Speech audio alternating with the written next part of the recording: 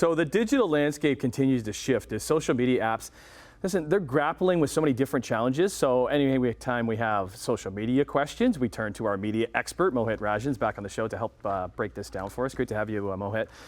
Good morning, Tim. What do you mean by like a shift in social media?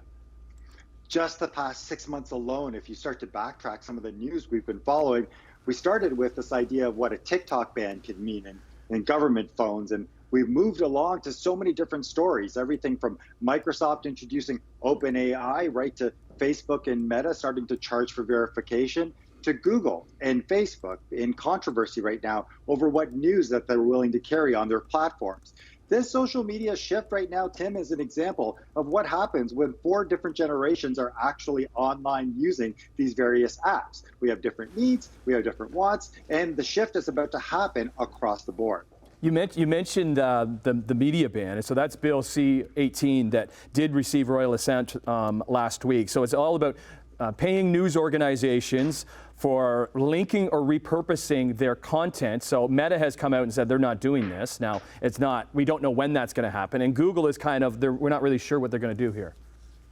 Yeah, so for clarification, what's happening in this process is unfortunately, news organizations aren't being paid for the way the content is being amplified on some of these platforms. And this is unfortunate because obviously a lot of the content that's on these platforms include news from well-reputable organizations like this and many other that are affected.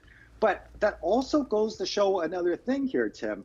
Not many people are going to Google and Facebook for news. And so we're not necessarily in a fight right now where we're protecting as much as we think we're protecting when it comes down to the sanctity of all of this media. Instead, what we're suffering from is the fact that once again, big tech is able to bully themselves into the zeitgeist of culture in different countries and different places. And it's reflected by the fact that many users of different age groups are not using these social media apps as much anymore.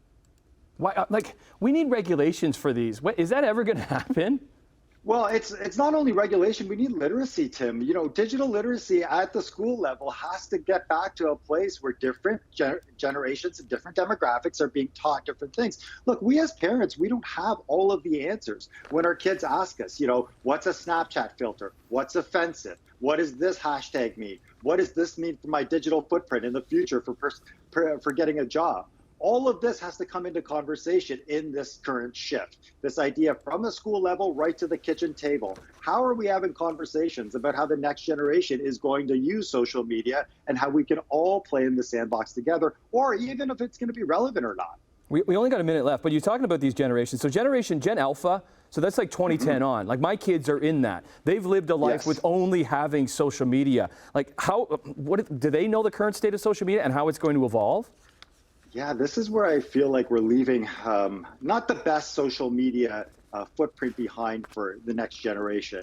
Instead, I think this next generation, Gen Alpha, is more inclined to be a private generation, one that really values its privacy when it comes down to the apps that they use. Their social circle will be a prime focus for the way they want to use the social part of media. And the other part will just be ubiquitous in the way that they live their lives. And they're a contactless world. They know how to use apps. They know how to get from A to B, in some cases, better than we do. I think that generation has a much better hold on the way that they want to use social media going forward. Okay, we'll leave that conversation right there. You can always find Mohit on social media, on Instagram, at Mohit Rajan. You can follow him along there, and also his website, thinkstart.ca. Always love talking to you. You have great takes on these topics. We'll see you next time.